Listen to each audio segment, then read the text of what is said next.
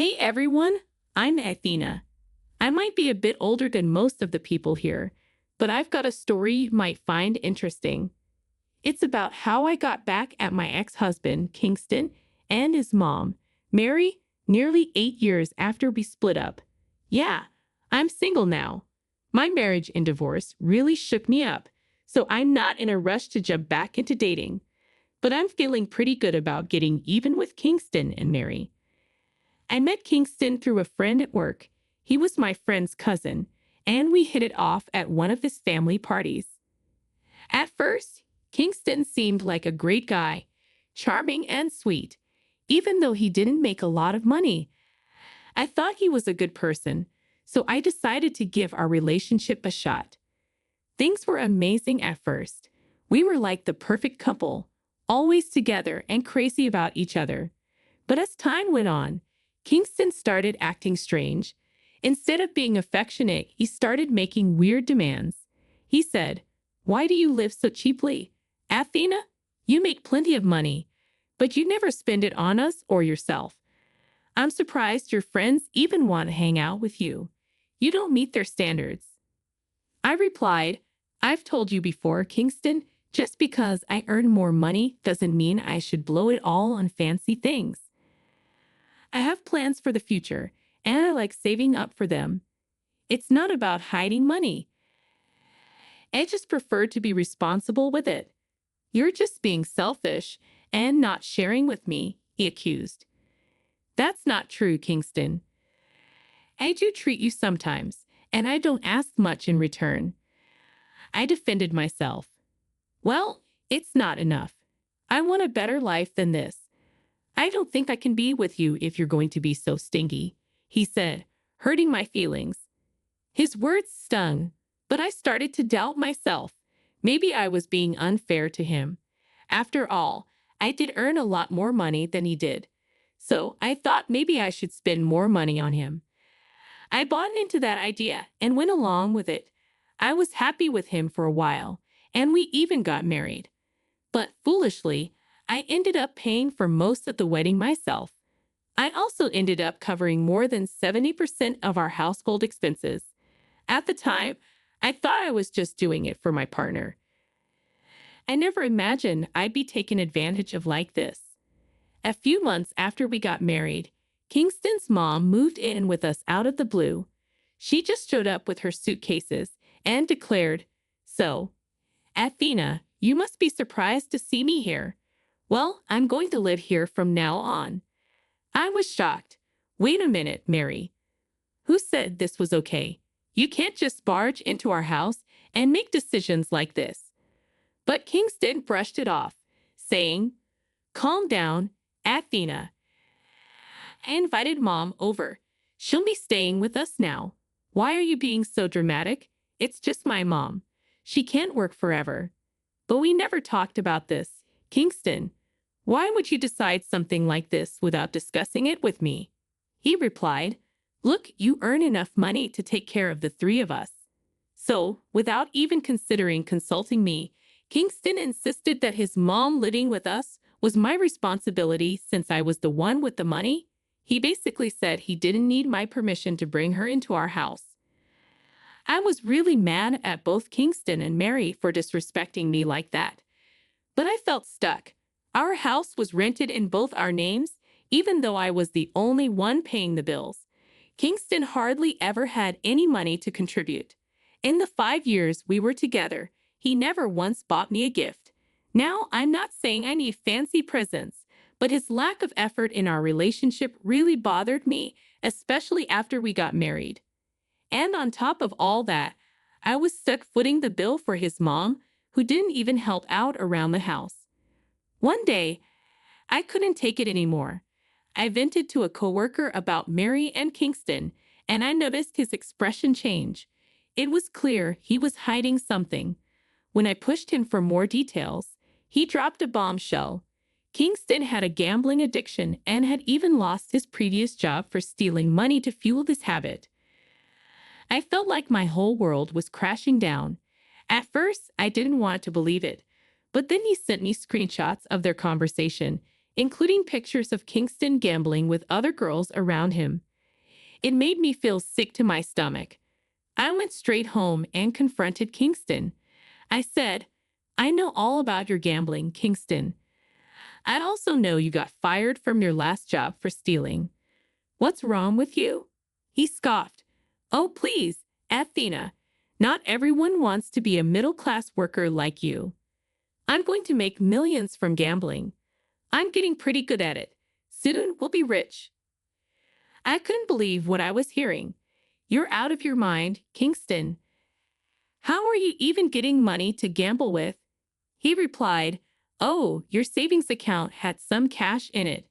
Came in handy for my games." I was stunned when he admitted to stealing from my savings. One betrayal wasn't enough. There was another one coming. I had no clue Kingston was secretly dipping into my hard-earned savings. It devastated me. Started yelling at him for touching my money. I had worked tirelessly for years to save it, and now it was all gone because of Kingston's gambling. As we argued, Mary came over to see what was happening. Not surprisingly, she took Kingston's side. She said, "My son is smart. He'll make it big through gambling. You're fighting with him for no reason. Your money is his money, and he can spend it as he pleases." I was livid. No, absolutely not. That money was earned through hard work and sacrifice. It contributed almost everything to the household. I didn't even know Kingston lost his job. He stole my money to gamble and pretended like he still had a job. "Don't talk about my son like that. He's doing you a favor. You're not capable of being successful on your own. Only Kingston can make something out of his life." "You're useless," she retorted. "You've got some nerve calling me useless when all you've done is use my money. Neither you nor your son have helped me this past year. I've shouldered the family on my own, and this is what I get in return. I'm done with both of you. Kingston is just a failure who will never amount to anything in life. I'm leaving." That's when I made up my mind to divorce Kingston. Despite loving him, the betrayal was too much to bear. Plus, I couldn't stay with a man who had no qualms about using my money for gambling. Truth be told, I had been feeling weary of our marriage for a while. I knew Kingston would never change. He had proven that to me. So I made the decision to file for divorce. But getting a peaceful divorce turned into a nightmare. My ex tried everything to make me stay, from begging to blackmailing me about splitting my assets and paying alimony. His mom joined in, harassing me to reconcile with Kingston. It took months of legal battles for my lawyer to convince him to drop the alimony and asset-sharing demands. I threatened to press charges for stealing from my bank account, which finally made him sign the divorce papers. In the end, I lost a lot of money because of his gambling habit. But that didn't stop Kingston and Mary from hurling one last insult my way. They said, "You haven't won, Athena. You're nothing but a worthless witch. You might be earning a lot now, but one day I'll be richer than you, and you'll have to beg me for money. We won't forget this insult, Athena. You abandoned my son and me when we needed you. One day, you'll pay for it. Mark my words, Athena. Kingston will be more successful than you." I replied, "Let's wait and see what happens. A day will come when I'll make you eat your words. We'll see who ends up begging." After the divorce was finalized, I left my job to start fresh in a new state. I didn't want to be around Kingston's cousin anymore. Got a new job offer with a promotion, making it even more appealing. Over the years, I saved diligently, working hard and climbing the corporate ladder. After 8 years, I had enough savings to invest in the company I worked for. Following a meeting with company executives, I became a director. It was like a dream come true. Meanwhile, I heard Kingston continued his gambling habit and lost whatever little money and assets he had. He and Mary were moving to my state to escape their creditors. Kingston ended up marrying a wealthy heiress, Riley, whose father was a business associate of mine. Kingston complained about Riley and was suspicious of his new son-in-law. He also resented Mary and considered her a freeloader. I kept quiet, knowing it wasn't yet time to confront Kingston. I was leading a good life until I received an unexpected call from Mary. She informed me that Kingston had applied for a position at the company where I worked. I was curious to see if it was finally time to give Kingston his just desserts. Mary's call confirmed it. She gloated about Kingston's new life, saying, "Hello, Athena. This is Mary. I hope you haven't forgotten me." I replied, "How could I forget my dear mother-in-law, who mooched off me for 3 years and helped her son steal my money? Long time no see, Mary. What's this about?" Mary continued, "Remember how you called my son a failure? Well, he's married to a beautiful girl and found a new job that pays him $120K per year. My son has become successful. It's your loss." I couldn't help but laugh. Her words were so ridiculous to me. Most of what she said was a lie, but she didn't realize I already knew the truth. She seemed quiet and confused when I finally calmed down enough to respond. "First of all, dear ex-mother-in-law, Kingston only earns $60K a year. There's no need to lie. And yes, I already have all the information about him," I said. Mary seemed taken aback. "What do you mean? Are you accusing me of lying? And who told you he earned $60K? No one had to, Mary. Do you want to know how I found out? My assistant interviewed him yesterday," I replied. Mary protested. "That's impossible. There's no way you're related to the company. It's a big enterprise, and you're just a worthless woman." "Well, here's some news for you, Mary. I'm a director at this company, so I know exactly how much Kingston can earn. And by the way, you're bold to assume he even got the job," I retorted. Mary tried to defend Kingston, saying he's smart and wouldn't have trouble getting the job. I countered by telling her that my assistant had placed him at the bottom of the candidate list, just like 8 years ago. No sane company would hire him with his record gap. I'd also hinted that I would inform Kingston's wife about their deception. Mary's demeanor changed completely. She started begging, saying Kingston had contributed to my success, and asking me to give him the job. I couldn't help but laugh at her request, considering everything they had put me through. I told her firmly that I wouldn't help Kingston.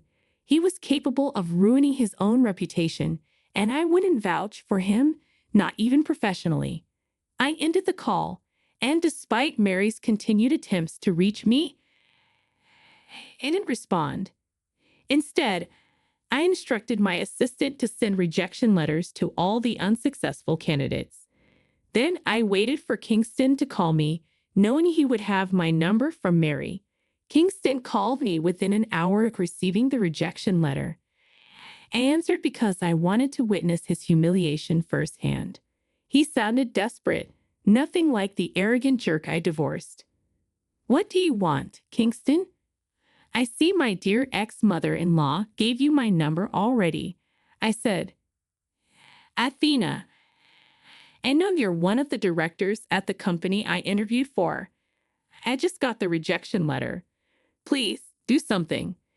Help me get the job. I know you can help if you want to," he pleaded.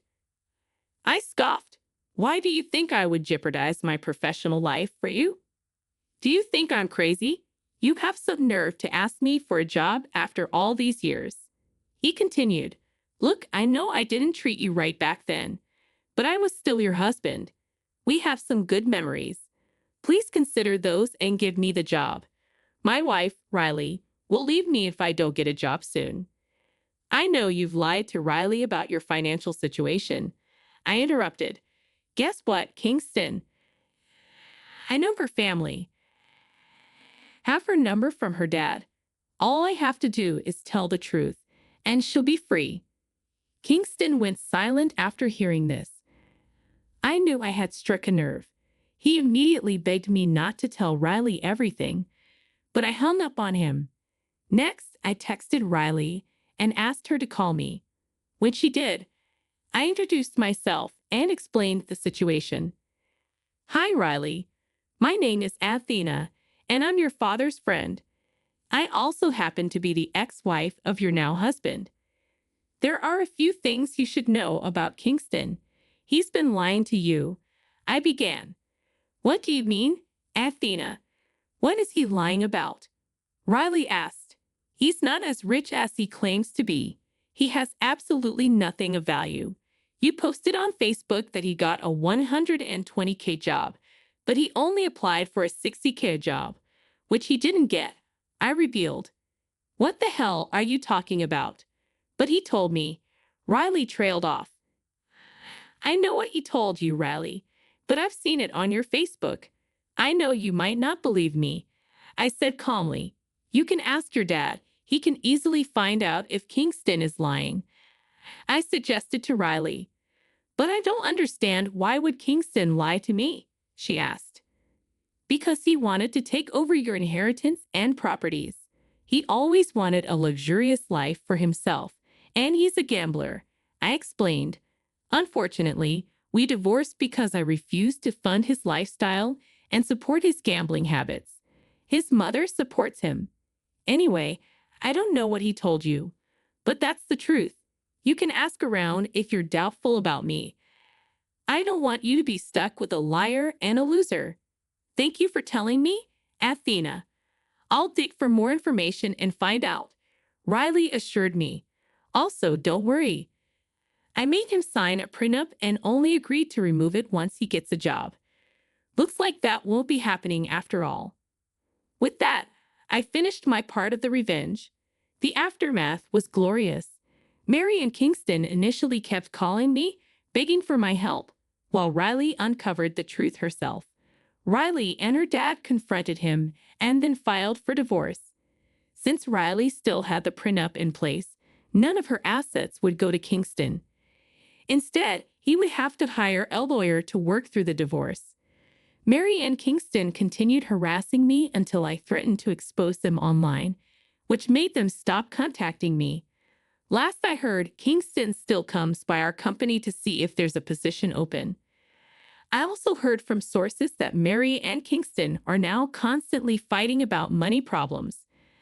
I guess now Mary will finally know what it's like to be stuck with a man-child for the rest of her life.